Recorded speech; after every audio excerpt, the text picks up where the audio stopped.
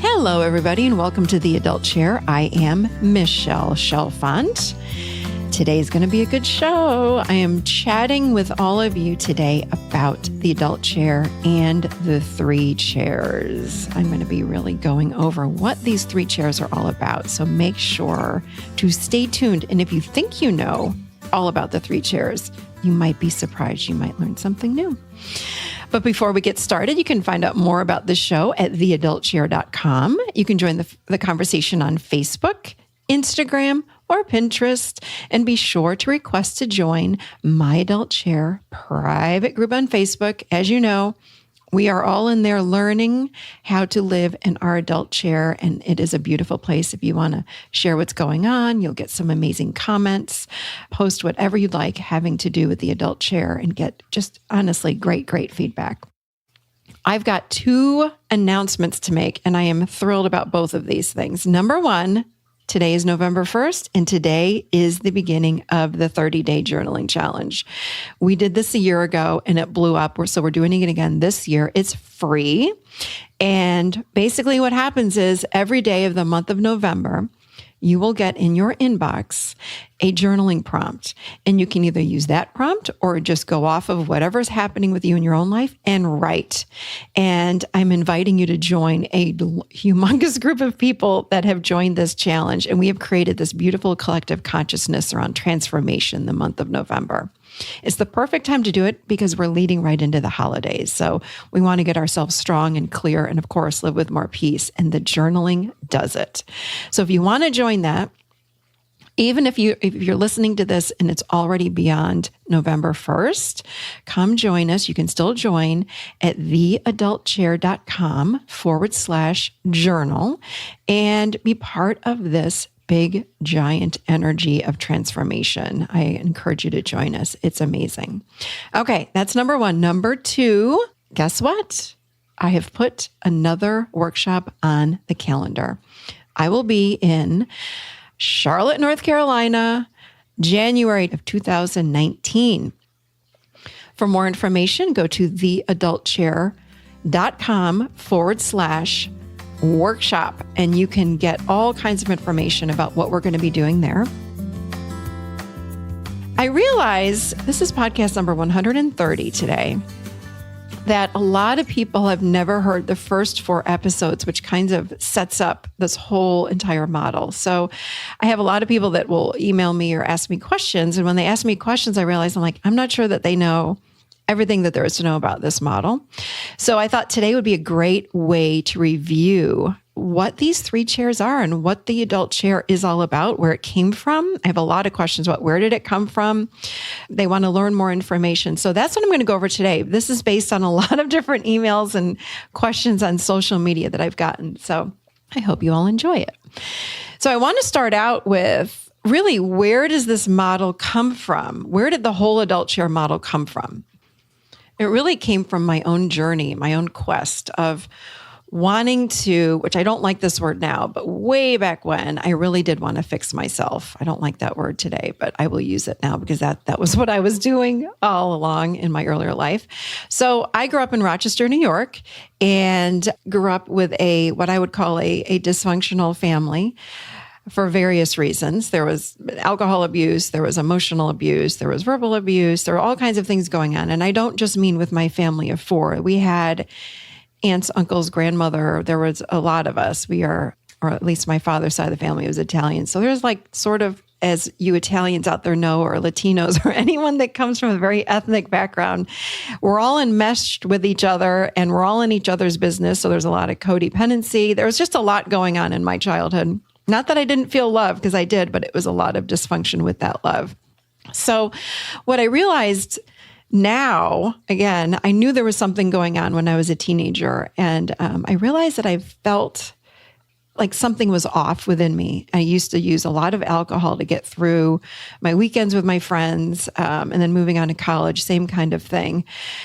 And what I would say now that I didn't know then was that I was filled with anxiety and had what I have called, even on the show, you might have heard me say this in the past, functional depression. In other words, I looked very normal on the outside. I dressed well. I had boyfriends. I had a group of friends, but on the inside, I felt really bad on the inside. In fact, I used to use this term for many, many, many years. I felt like I was damaged goods on the inside. So I had a lot of work to do, and going through undergrad psychology, master's in counseling, getting my license, I was like, I just need to fix this inner feeling. And I didn't know what was wrong, but I knew I needed to just somehow fix this. So I've always been a seeker my entire life. I think I popped out of the womb as a seeker. And I wanted to know why. Actually, why and how. Like, how do I fix this?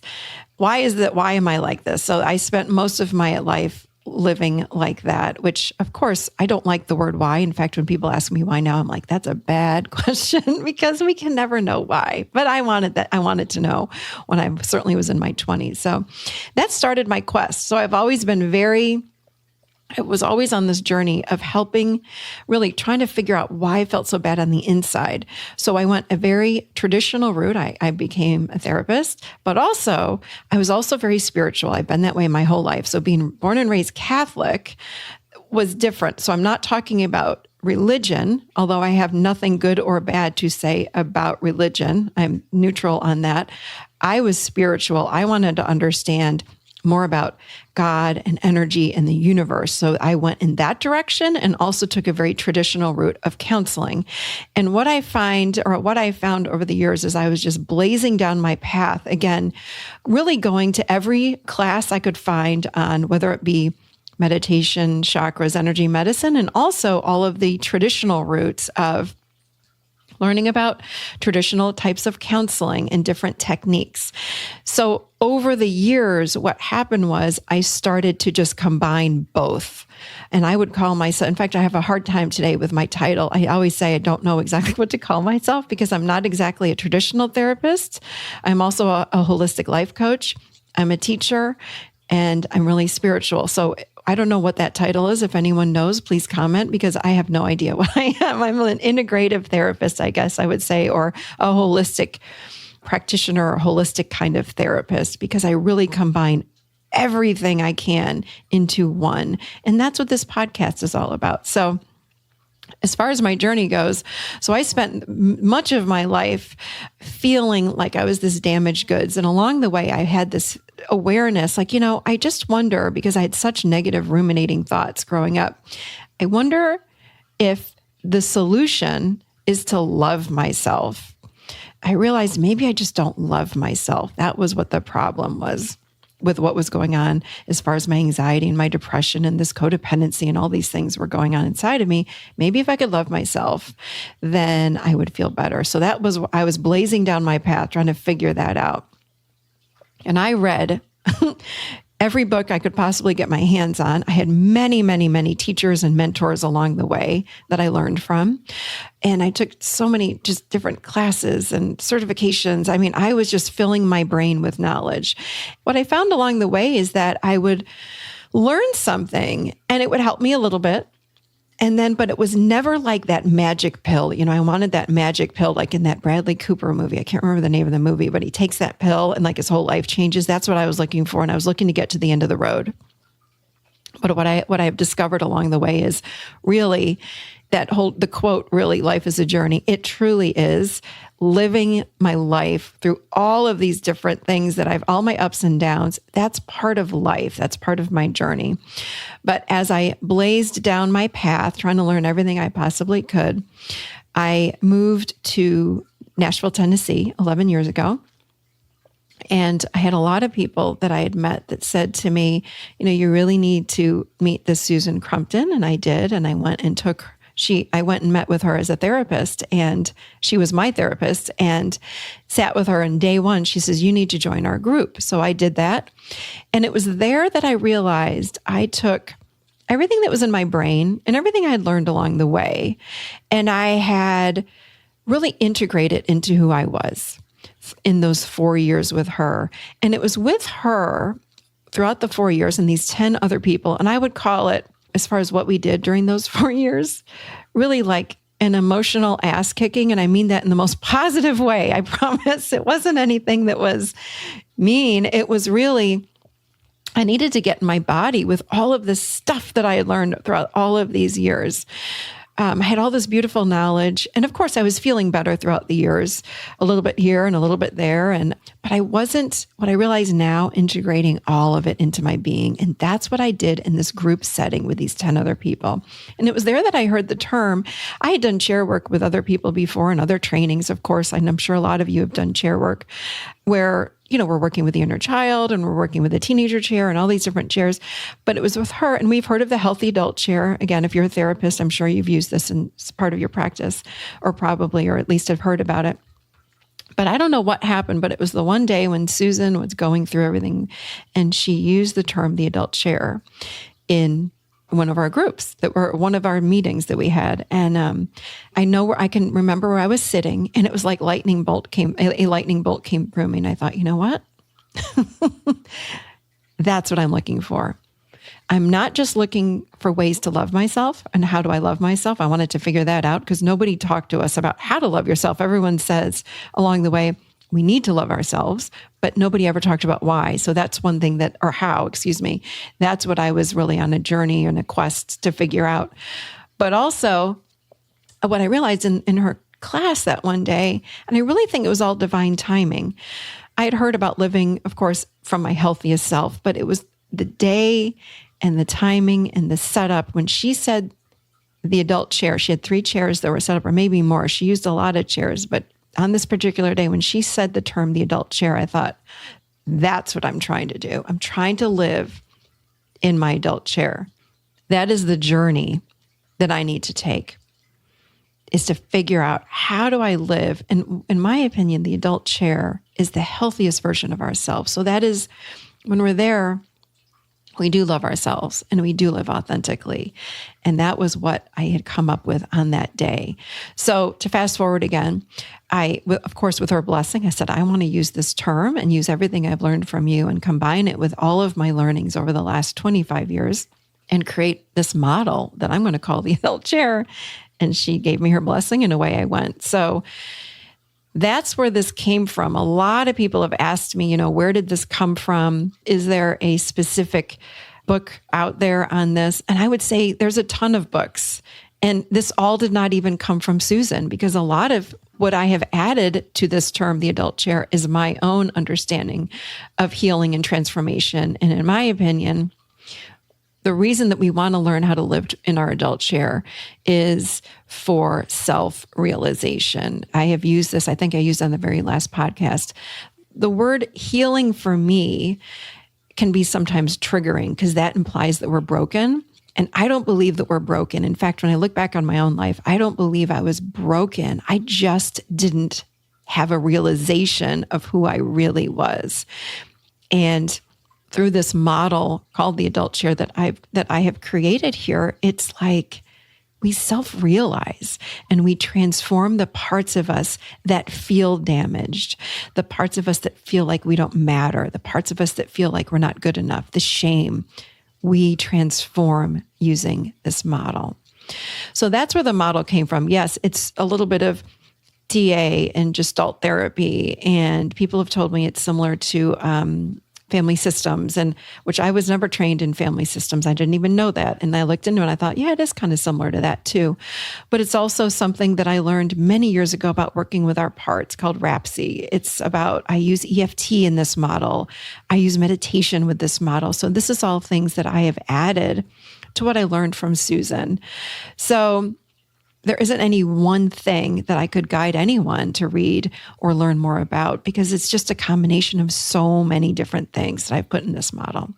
So that's where the model came from. I have a lot of people that ask me. So that's how this whole thing happened. And what happened was I started sharing this idea that Susan had given me called the adult chair in my sessions. And then my clients started changing and transforming. And they're like, can I learn more about this? And I said, sure. I think maybe it's time that I write a book on this, because everyone kept asking me for a book. Where is the book on this? I said, well, I better write one. So that's where the book came from. And there was a much bigger book, and I scaled it way back to a much smaller book, which the bigger book is also coming, hopefully in 2019. But So that's the whole idea of the adult chair. So let me go through with you guys the 3 different aspects of each chair. These are the 3 different parts of our lives is how I define this. So when I look at the adult chair, I typically set up 3 chairs in my office and in a workshop. This is what I would do too.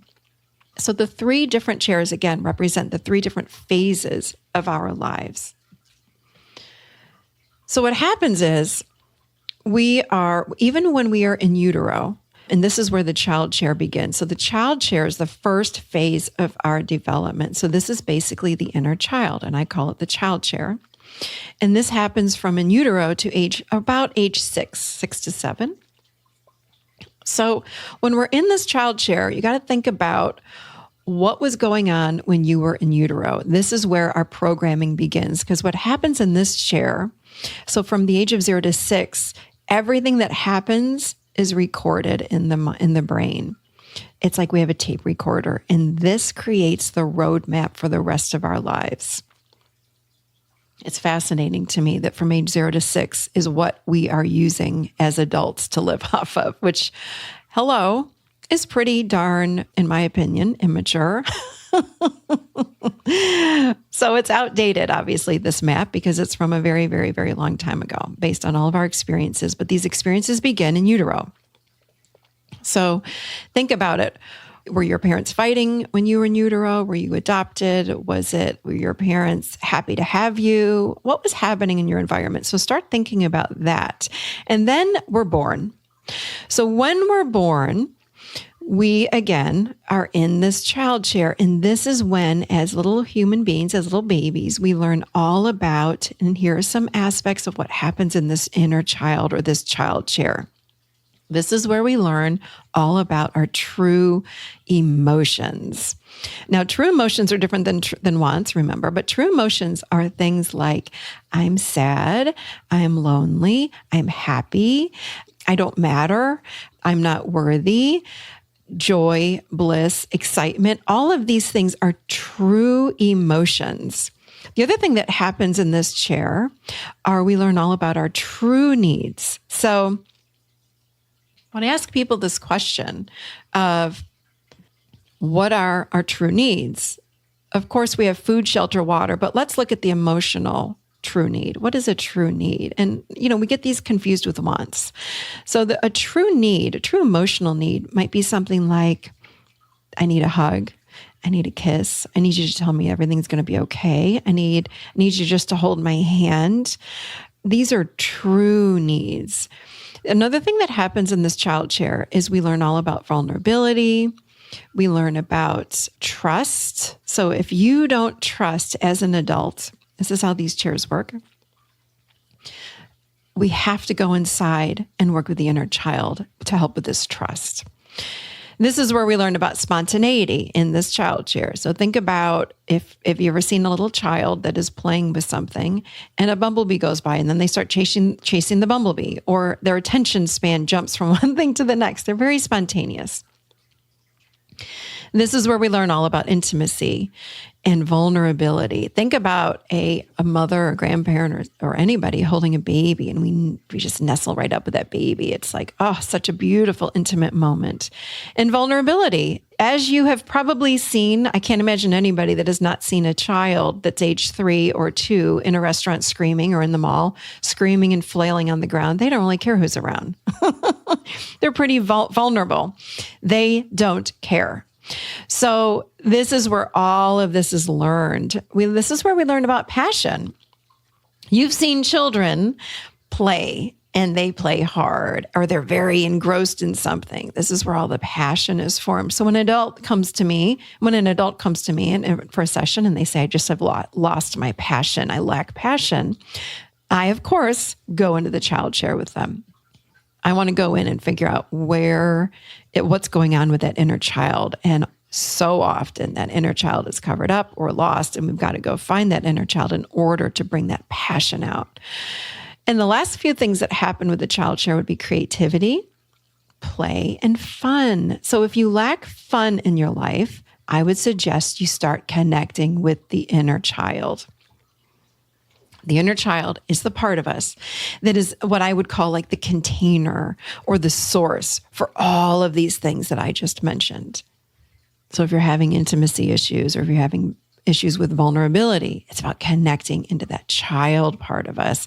And once we feel bonded with that child, so what happens is the adult part of us connects in with this inner child part. Once the connection there happens, the child starts to heal. This model is all about really reparenting these inner parts of ourselves and giving them what they missed out on when we were so young. But we do this from the healthy aspect of who we are today. So we're going back in time and we are bonding with these parts. But I want to add to that, by the way. When we work with the inner child, it doesn't mean you have to go back and remember when you were 2 years old. What we do with the inner child is instead, we just imagine, gosh, let me see my 2-year-old right in front of me. I wonder what he or she looks like right now. And for some of us, we're very visual and it's really easy for us to do that. Other people sense the inner child. Other people, there's just like a knowing, or they just hear a voice. So whatever works for you is fine. But that's what the inner child part is, or the child chair. So when we are living in this child chair, all of these things are developing and forming in our lives. So this is just a tidbit of the child chair. I just want to give you all an understanding of what's happening in there. And if you want to explore more about the child chair, on my website, there is a pop-up that you can, it's again, actually, I don't think it's a pop-up anymore. It might be a permanent thing now. Right on my homepage of my website, there is an inner child guide, I would call it. So I've got 2 guided meditations to help you access this inner child part and work with the inner child. And I've got some journaling prompts, and I've got some videos for you. And that's all free, of course. So if you want, just go to my homepage on my website and you'll be able to get more information and guidance on working with this inner child part. Okay, so that's again, just a tidbit, but moving on, we've got then around the age of 7 until about 25 years old, we are moving now into the adolescent chair. So this is, of course, pre-adolescence, adolescence, and post-adolescence. So when we're in the adolescent chair, this is really the development and much stronger formation of the ego. This is the part of us that is based in fear. It is here and created to keep us alive. That's its job. The job of the ego is to keep us alive. And so when we're in this adolescent chair, we have many, many, many, many parts that develop. And I liken this to, if you remember being in kindergarten or a very young school age, whatever age we do this, I think it was kindergarten. If you remember doing the art experiment where we fold pieces of paper over like many times and cut out with scissors, and then we open up that piece of paper and it looks like 20 snowflakes in a row. That's how I think about the adolescent chair. So it's not just one of us. There are many parts. Even though it's one chair, there are many, many parts that live in this chair and develop over these years. So this is the part of us. Remember, its job is to keep us alive. So it cannot live in the moment. So if you're not living in the moment, you're in the adolescent chair, which of course is most of us, unfortunately. But it lives in the past and the future. And it lives in the past and the future because it's got to watch out for what's coming ahead. And it bases what's coming ahead, which would be an assumption, based on what happened in the past, which are stories. So this is the chair also of stories and assumptions. And remember, I did a whole podcast on stories and assumptions. I think I've done 2 of them. Our stories and assumptions are incorrect, probably 97% of the time, is I think the fact that I read one time, and the stat, and I love that. That's how incorrect we are, because we're looking at what happened, even if it's in the past, through our own filters, so it distorts with truth. The other thing that happens here is, remember, this is the seat of the unconsciousness. This is not a conscious chair. It's reacting versus responding, which is what we do in the adult. This is a chair of reaction. So it's very quick, it can be very quick-tempered, which means I can rage on you, or I can lose myself in Stonewall and just put a wall up. I can become invisible very quickly. And remember, I'm doing this all to protect myself. We might learn also in this chair to be a perfectionist. So if we had a parent or grandparent or whomever that criticized us for being, having a messy room or for never being good enough, we then might form this egoic persona of perfectionism. Same goes for control. Okay? We form these parts of our personality in order to keep ourselves safe. None of them are bad. This is the part of us where we get triggered. And remember what a trigger is. I did a whole podcast on this as well, and I'll put all this in the show notes. I just did one recently a few months ago. So good because I was just triggered, and I talked about it on how you transform a trigger. Remember what a trigger is. A trigger is something that happens to us when one of our unconscious shadow beliefs about ourselves that we are hiding surfaces. Okay? So this is the chair that blames. This is the chair that lives with absolutes. Like you always do this and you never do that. That's so extreme. That's the adolescent chair. That's something that we would say when we're sitting in the adolescent chair. This is the rescuer. This is the part of us that obsesses and has ruminating thoughts. This is the part of us that blocks or defends our emotions. Now, understand this. When we live in the adolescent chair, this part of us does not know what to do with emotions. It doesn't have time. It's trying to keep you alive. So we've got the other part of us. Remember, so around the age of 7, this child part of who we are steps inside, and that's why we call it the inner child. It does not go away. It's a very big part of us. It just steps inside. So when we have an emotion like I'm really sad or I'm really lonely, the adolescent who's like driving this boat, or this bus on a cliff has no time to deal with emotions. It's like, I'm trying to keep you alive. I don't have time for emotions. So what it does is it pushes the child away. It does everything it can to stop those emotions from rippling through the body. So another thing that the adolescent does is, again, it blocks these emotions, but it also creates anxiety and depression. That's what happens here. Remember, what is my definition of anxiety?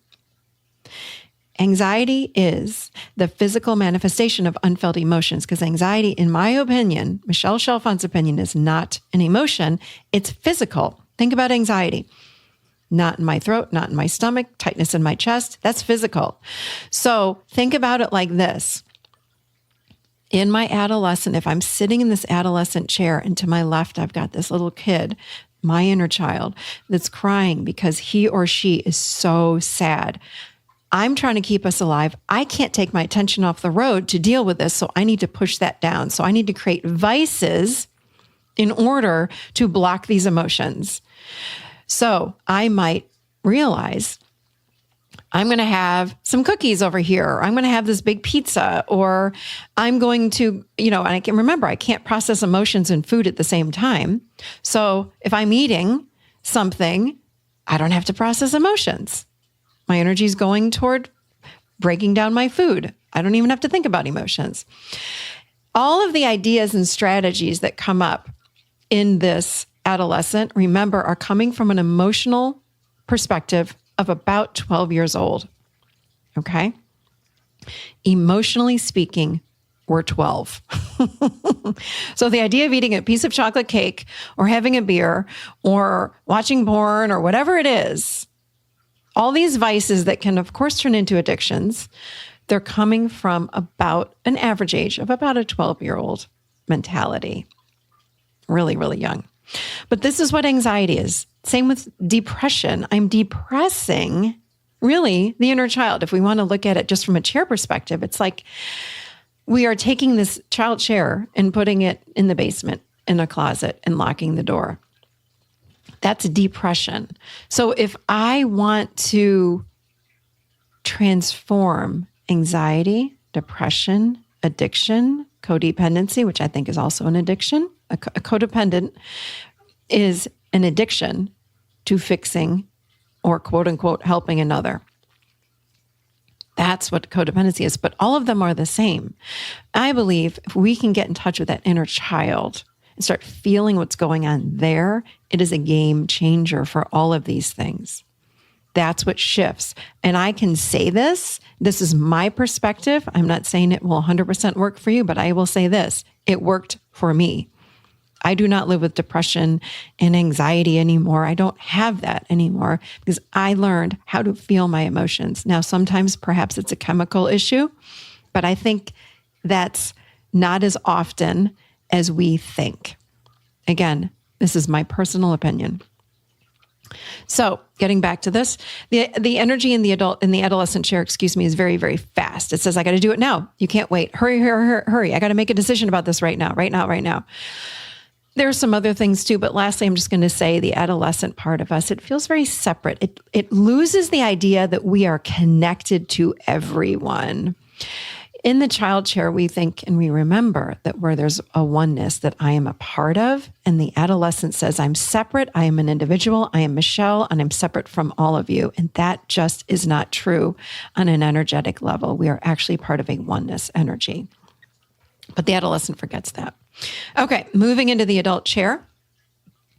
We do this quite naturally if we were raised with parents or caregivers that are or were also living in a healthy version of themselves, which unfortunately most of us don't have that or didn't have that experience, or we had someone that might have been healthy here and there. But we need models to teach us how to do this. How do we become healthy? Well, if who was raising me was healthy, then I naturally can do that. But because most of us weren't in that environment, that's why I love this model so much, because it teaches us how do we do this, how we can live in the healthiest version of ourselves. So when we are living in our adult chair, we are living in the moment. We are living with fact and truth versus stories and assumptions. We are what I call story busters. So when we're living in story and assumption, some part of us has to bust that story. And that is this adult. Remember the adult, we really, the adult trickles in, of course, this energy of the adult starts manifesting probably when we're teenagers, if I had to guess. But it really solidifies itself around the age of 25, because when we live in our adult, it's not just an energy of being grounded and connected to the higher self. There's a physical component, which is the brain is able to access the prefrontal cortex. And that is the part of us that's where we get that executive functioning. It's that higher way of thinking. So when these all come together, that's the adult. So to be a story buster, we've got, again, the energy of this higher self, this grounded version, but we've got this executive functioning that says, I'm going to get out of this story that I'm telling myself because it's not helping me.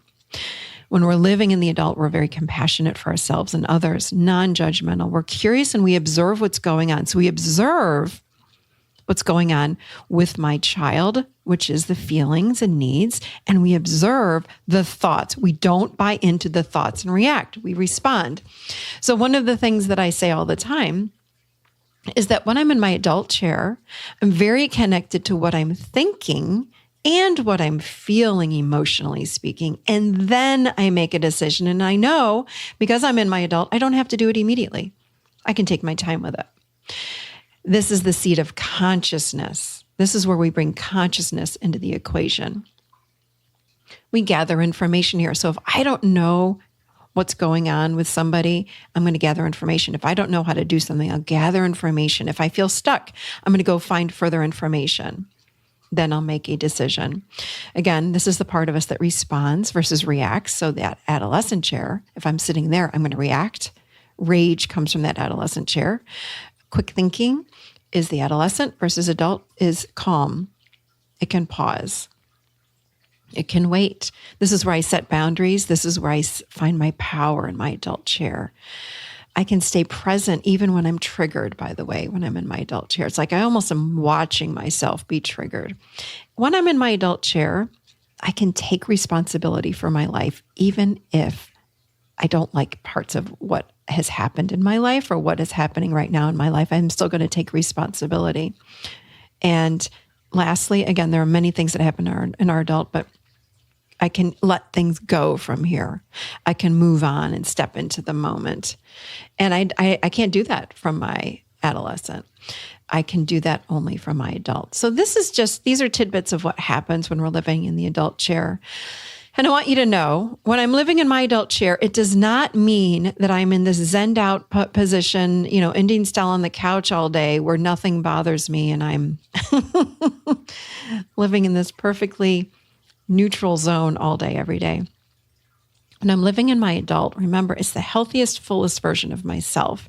So it means I'm feeling all of my emotions. I can be angry and be in my adult. It doesn't mean I'm not having negative emotions. And I don't even think there is such a thing as negative emotions. Of course, some of them don't feel as good. Then I would say the more fear-based emotions, which are things like anger, they feel much differently in the body than positive emotions, as people call them. But I think we have a spectrum of emotions, which is going from love to fear. We feel all of them, and we let them through us in the adult chair. Because I can do that because I'm connecting into my child chair when I'm in my adult. And they just come through. So I can be angry. I set a boundary that might look like me raising my voice even and setting that boundary. But these are things that happen when we are in our adult chair. If I'm feeling that I can redirect my codependent reactions when I'm in my adult chair. If I'm reaching for chocolate cake because I am so upset about something, I might pause and say, you know what, do I really want that? Someone had asked me on the closed group the other day, what do I do when I'm hormonal or when I'm really stressed out? How do I live in my adult chair? I thought that was such a great question because, again, it doesn't mean when I'm in my adult that life and what life brings me goes away. It doesn't mean it's the magic pill that fixes everything. The difference is how I'm showing up in my life for times when I'm hormonal or times when I'm stressed. So if I'm stressed out, what that looks like from my adolescent chair versus my adult chair is night and day. So if I'm stressed out in my adolescent chair, I'm going to move really fast. My brain is going to say, do more, do more, do more, do more. You haven't done enough. Hurry up. You're running out of time. That only adds to my stress. My heart's going to start racing. God only knows what I'm going to do. I'm going to eat, have sex, do porn, do drugs, whatever we do in order to numb out, have a glass of wine, whatever. From my adult chair, I'm going to actually do what feels so counterintuitive to the adolescent chair. If I'm stressed from my adult chair, I'm going to go, okay, hold on a second. I need to slow everything down. And the adolescent's like, no, I got to hurry up, go faster, faster, fix it, fix it, fix it. And my adult will say, hold on and stop everything. Look at the facts, gather more information, come up with a plan. Okay? That's how an adult would deal with stress. It's healthy. I can't make the stress go away in my adult. Life is going to continue to show up. It's how we look at and approach and live in life. That's what changes from our adult chair. That's how we change. From and as far as hormones, someone asked me about how do we deal with when we're hormonal? It's like, if we're up and down, let's just pretend we're hormonal. And I'm all over the place and I'm crying or I'm yelling at people. From my adult chair, I'm going to go and apologize to people that I might have overreacted with and say, hey, I just want to say I'm really sorry. I'm going to own my reality. I just did a podcast on that a week ago or 2 weeks ago. I'm going to take responsibility, which is what I do for my adult, and say, you know what? Hey, I'm really hormonal. I'm so sorry. You might want to avoid me today. I'm really snappy. And this is not who I am, but it is who I am today because my hormones are raging. I'm taking responsibility. That's how we handle things from the adult chair. I'm owning my reality. So when we live in our adult, we find greater peace and more emotional balance. I'm getting into my life instead of avoiding my life. I'm realizing my parts that are in my adolescent chair. So many of us want to avoid those parts again and numb them out. From my adult, I'm going to go straight on in there and say, what's going on?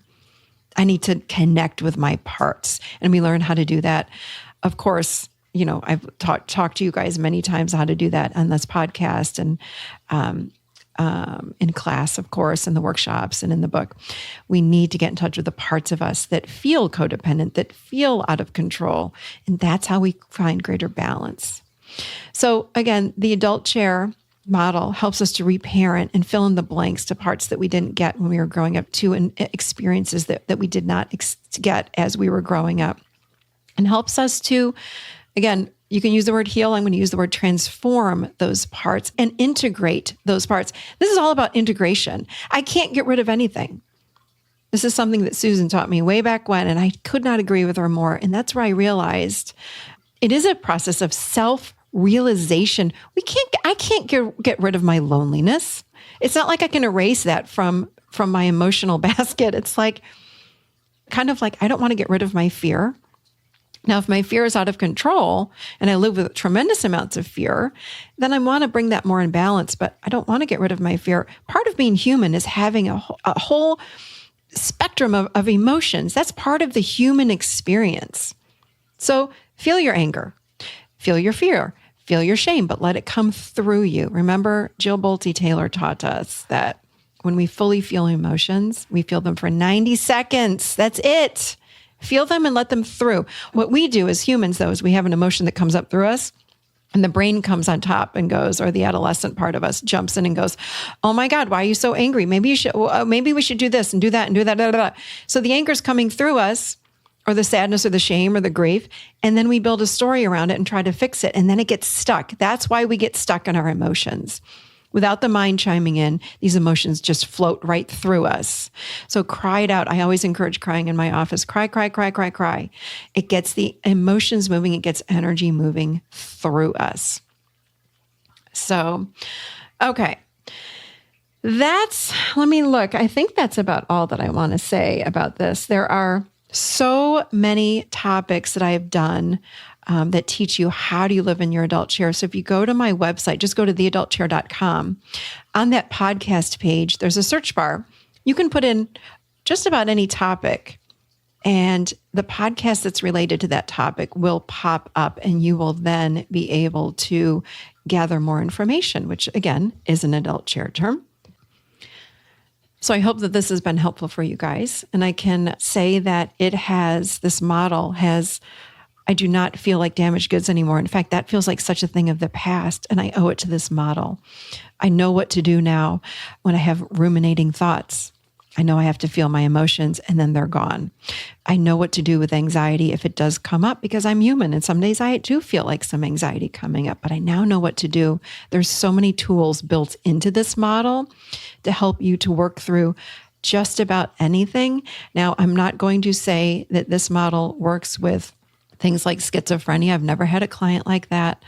I don't know, because I've never worked with someone like that. That feels a little bit too extreme for this model. But this model will work for people that have things like codependency, any sort of mood disorder. I really believe that you can plug this into just about anything. And if it will help you on your journey. That has been my personal experience. Of course, I cannot and will not guarantee anything.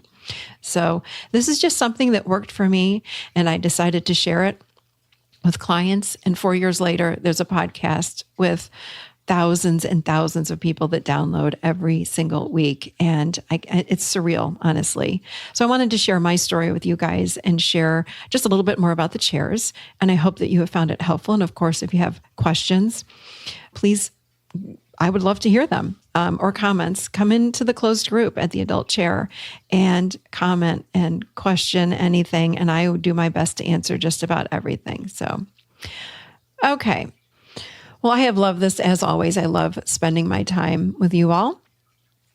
And I have a great book today to recommend. It's not on Audible. This is the 1 week we're not going to be on Audible, but it is the Adult Chair book. So if you want more information about the Adult Chair, there is a short book that I think I just said to you earlier. I wrote a big giant book that is still in the works, and I just made it very short, sweet, and simple. And you can go get one for yourself. It's at Amazon, and it's just called The Adult Chair, and it is a guide to loving yourself. And if you want to learn more about the Adult Chair, that would be a great book for you to get. And I believe you can get it even internationally on Amazon. Okay, everybody. I hope that you've enjoyed today. And remember, again, to join the journaling challenge, go to theadultchair.com/journal. And if you want more information on the Charlotte workshop, the end of January, check out theadultchair.com/workshop. I hope that you all have enjoyed this. I, of course, have loved spending time with you. And that's all I've got for you today. Have a beautiful day and much love to all of you. I will see you next week, seated right here, firmly right in the adult chair.